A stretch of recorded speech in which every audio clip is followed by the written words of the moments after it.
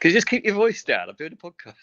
Hello and welcome back to another preview episode of the Green and White podcast brought to you by Argyle Leif on a totally separate record to our weekend one from Middlesbrough. If you haven't listened to it, what are you doing? You only have a matter of hours left to go before that one's outdated and you get to hear us rant all again about another game of football. But for now, we're here for the next 20 minutes or so trying to tell you how Ian Foster and the Green Army will be able to overcome the old enemy in Kieran McKenna's Ipswich, who bring their tractors to town on Saturday afternoon in what will be a blockbuster game at Home Park. Adam, Graham and Drew Savage from the BBC are still in situ. Adam, why don't you kick us off on all things Ipswich? Obviously off the back of a win last week, we're buoyed in confidence. It's a full house, it's Home Park. It always has this weird voodoo for big clubs coming to town. It's an easy game, this, isn't it?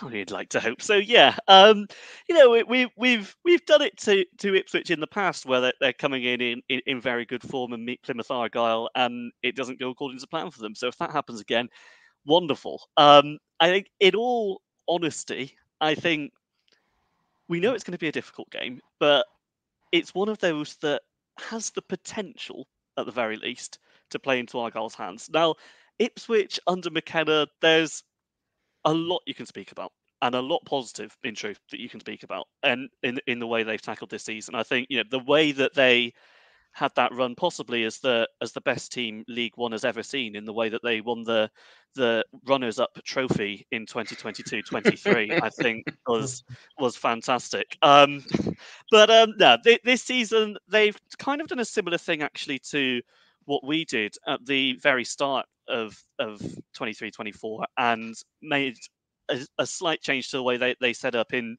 We're very used to seeing an Ipswich team come in with three at the back and try and tackle it that way. Actually, this season, and particularly I think since last January when they brought in Harry Clark as a bona fide right back, they are very much a back four team. And with those disparate formations, you've got the opportunity that if Argyle are on their game and they're pressed high as well as they did against Middlesbrough, they've got the chance to win those turnovers and get themselves into the sort of positions where they can really threaten. Now, I'm not saying that's going to be easy, because Ipswich do have a lot of star quality in their ranks. The way that they've recruited has been smart. It's not been total turnover since their League One days, far from it. But they've brought in players where they've needed to improve. And looking at in January, Kieffer, Jerry Sarmiento coming on loan.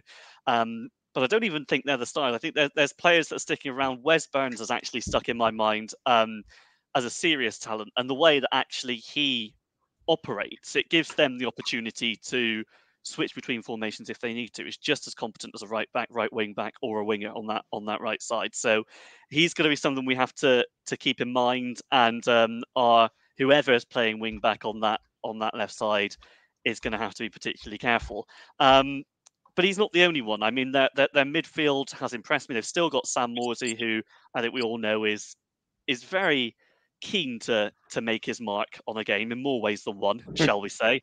And he's generally been partnered by Massimo Longo as well, who I don't know off the top of my head how many times Argyle have faced him in recent seasons, but he's always felt like a thorn in our side. That is backed up by no statistical merit at all. I just do not like playing against him, which is probably a lot of praise his way. But whatever happens, it could be an open one. And I just one thing I want to drop in is that the first goal is not necessarily going to be decisive at all. We've played Ipswich Town since we were both in League One in 2020 in the COVID season. We've played them 7 times. The team that has scored first in those games has won twice. And that's compared to 4 wins for the team that's actually conceded first, and 1 draw that was heavily influenced by Ballymumba in the 93rd minute. So it's one of those where whatever happens at the start, let's not get too down, or I guess too up if it goes in our favour. I mean, the last 2 times they've been here, they've taken the lead and we've turned it around in the second half. So, I'd like to think it's going to be an exciting game, whatever happens. And if we can come out on the back of it, on the right side of it, then of course I'll be very happy. I certainly think they're the sort of team that we will get chances against, as they will get chances against us. Our clinical nature could really help us, and fingers crossed it does. I mean, we do jest, Graham, don't we? That, you know, we've had this little ding dong, this little tete-a-tete, if you will, with Ipswich over the last couple of years. We've been gunning for the same thing, and last year really was a brilliant title race, really, between us, Ipswich, and Sheffield Wednesday. What I found after the game earlier in the season was that Ipswich fans post that bonkers, that crazy 3-2 game at Portman Road, they sort of developed a new respect for Argyle, that we weren't just the flash in the pan last year, that day we really did compete, we really did give them a game. And there is a great respect, I think, between the two clubs and what they've done respectively over the last couple of years. And we jest about Home Park having a voodoo attached to it when these teams who are flying come to town, but this is going to be a tough one, isn't it? Yeah, I sense they might be more worried about us than we're worried about them, funnily enough, because I was at Portman Road. Our first half performance was sensational. If we follow the same pattern of play, the high aggressive press and the very swift transitional breaks, which we did in that game, we do really well. It was just Barley Mumbers sticking his foot out to divert the ball into the net, change the complexion of the game. I mean, the Ipswich fans are amongst the most restless fans I've experienced this season. They're paranoid, and they're paranoid about us. Meeting many of them after the game, they were very complimentary on how we played, thought they were lucky to win, which I think they were. There's something about us they just can't abide. They're fearful of us. I think we take it to them. They played 4 at the back, as has been said, and played very similar to the way Middlesbrough played. So it'd be interesting to see if we can replicate the same sort of style of play as we did at Middlesbrough, albeit they'll be sat back a little bit more than Middlesbrough might have been. One thing, I mean, Kieffer started for them on Saturday, and obviously we've got to defend against him. And it may be a random thought, but of all the games for Dan Scarr to come back into, it might be this game, because he's our best header of the ball defensively. And Kieffer Moore, size and physicality is quite a handful. And I just wonder, Ashley Phillips, you know, young and inexperienced, Gibbo, more left-footed. I don't know. I've got a sixth sense that Dan Scarr might come back just for that one game. But the one player that I do remember this season, one of the best players I've seen is Sarmiento, who was at West Brom.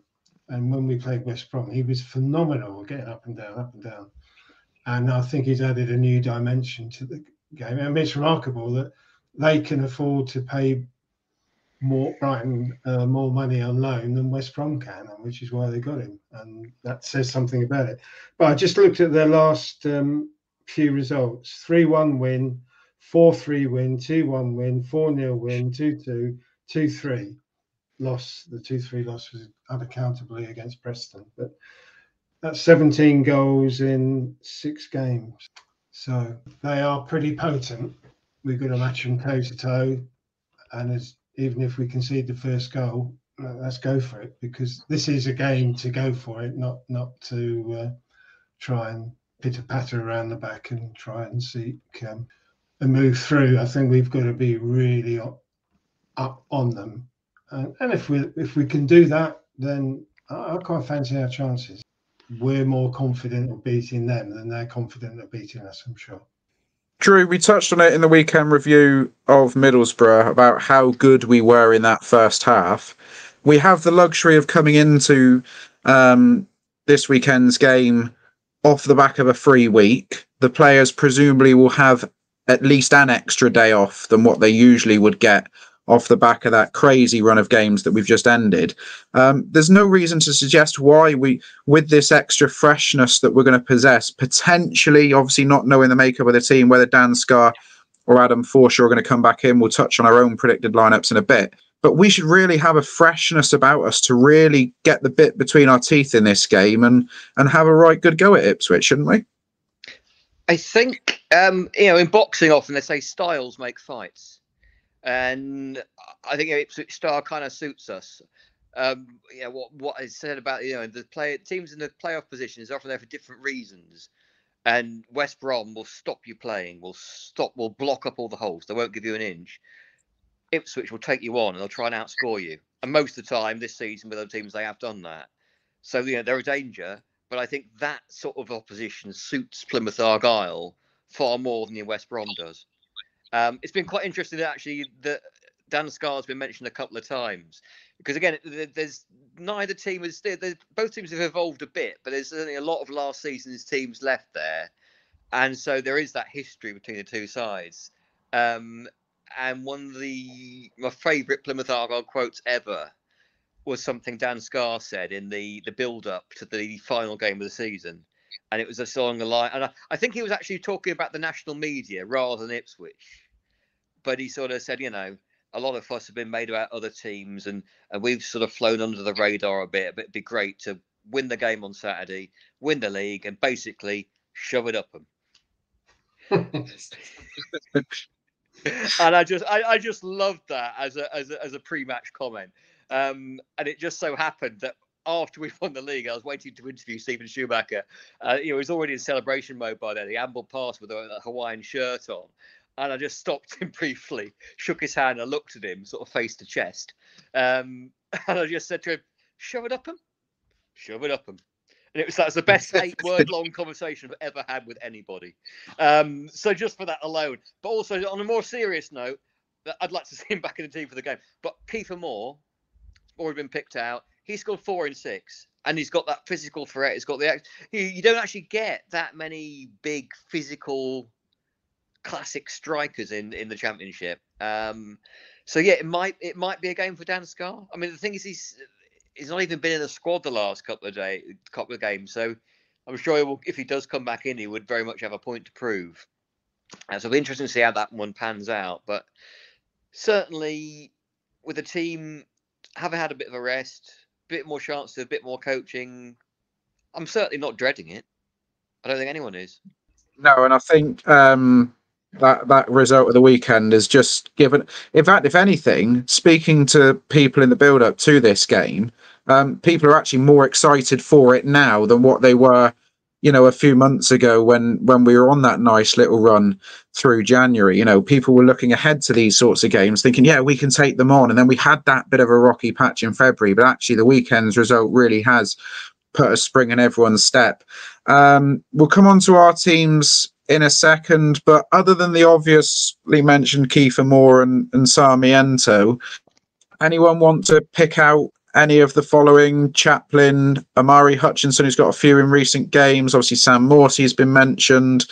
Broadhead, George Hurst. I mean, the fullbacks, I think, for Ipswich are definitely one of their strong points. I think Leif Davies is a fantastic player, personally. They've got threats all over the pitch, gents. Is there anyone in particular, other than the aforementioned, that we should be particularly keeping an eye out for in this one? I think the Morsy Luongo combination in the middle is their platform. The brutality, and I can use that word because Morsy's been booked 12 times already this season. That's how that gives them the freedom to build wide. They're two wing backs, or full backs as they are technically, are very quick, push up. So I think how the game's going to be determined by the battle of the wing backs, full backs who can push and attack more. And to be fair, Ipswich's pairing is probably one of the best in the league, if not the best. That's their starting point. I think their weakness is the middle two in the back four. It certainly was at Portman Road. I've never rated Burgess as a particularly robust defender. I don't know Wolfenden very well. Graham, let's not forget that Edmondson should have been sent off that day as well. So yeah, yeah. I mean, they can be good at. We've got the pace to do it. I'm sure Morgan will be relishing his chance to step in and bend one in the top corner again. That would be great. It's a game to relish, absolutely. My dream would be that Morsy gets sent off, because that would be perfect. Yeah, I mean, there was obviously that pretty poor tackle that he put in down here last season in the Sky game. I forget now which Argyle player it was, but yeah, I mean, had VAR been in use in League One, I think Sam probably would have been walking on that occasion. Adam, let's go to you first. Changes and your desired starting 11 then for the Tractor Boys. Put yourself in Fozzie's Montclair coat. Who is your starting 11? Would hasten to make many changes at all, to be honest, if I'm in that situation, and in the sense that we're playing a team that have a very similar shape to a team that we've just played off the park away from home. I know I mentioned in the weekend review that it would seem unfortunate, shall we say, to move JB away from the number 10 position that he excelled in so well, particularly for a game like this. I'm not sure he's going to be there all the time, but for a game like this, I think he's the natural choice.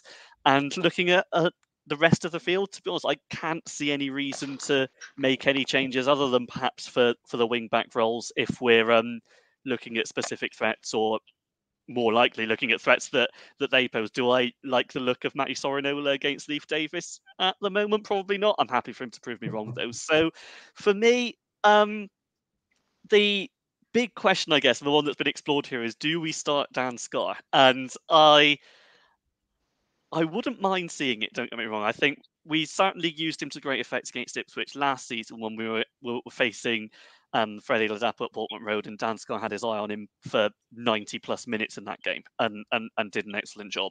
I would imagine it's more likely that we'll feel like we can deal with Kieffer more with a combination of Gibson and Galloway to use their let's say objectively better defensive input than Scar has. Scar would very much be the sort of player you put in for a specific aerial threat, but I think more, as much as he has that, has a little bit more to his game that I think I'd certainly like to see Galloway at the very least. I think would be the ideal antidote to that. So in terms of that, I don't necessarily think I'd make any changes, in truth, aside from maybe at the right wing back, which is a surprise one. Although I do just want to throw in there, possibly not to start the game, but I wonder if there might be a significant impact from Mustafa Bundu, because particularly the way he played at Portman Road, I would imagine the Ipswich defence are terrified of that guy right now.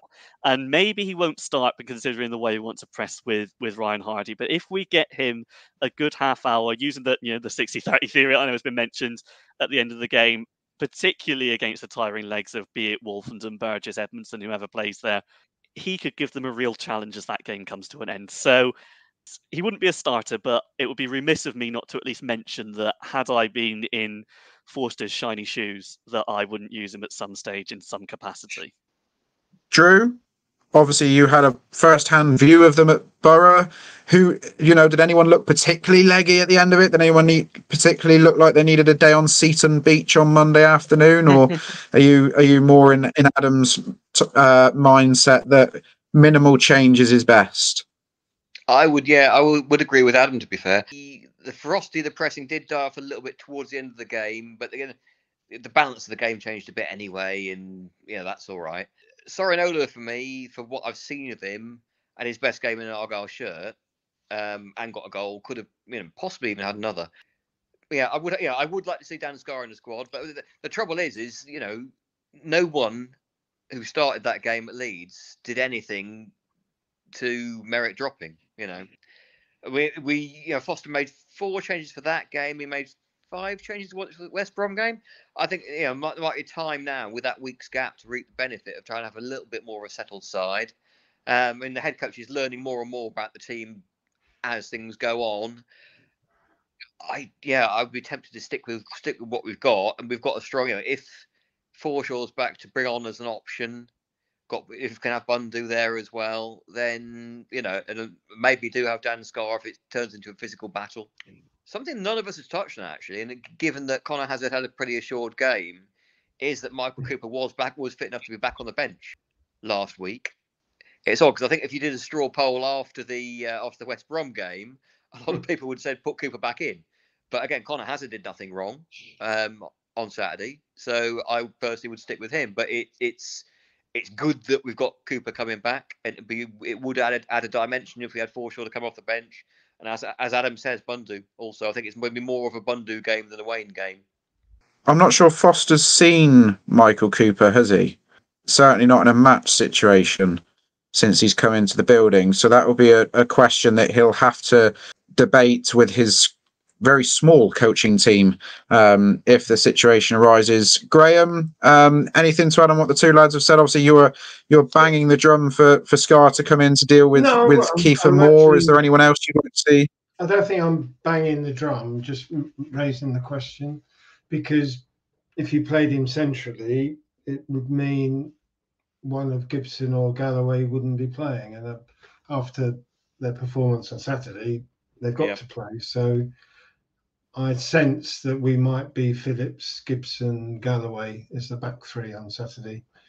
The one position I think that might change is right wing back, because as good as Matti Sorinola was as Middlesbrough, West Brom, when he came on, they tore him to shreds. He went AWOL for 2 of the 3 goals, and it was an obvious weakness to go down that side. And it might, and people are saying, well, why isn't Joe Edwards starting? This just might be a Joe Edwards game to stop. You know, I'm pretty sure he started up at Portman Road, but I may be wrong. Maybe I'll put Joe Edwards in just for the knowledge, experience, and see how we go.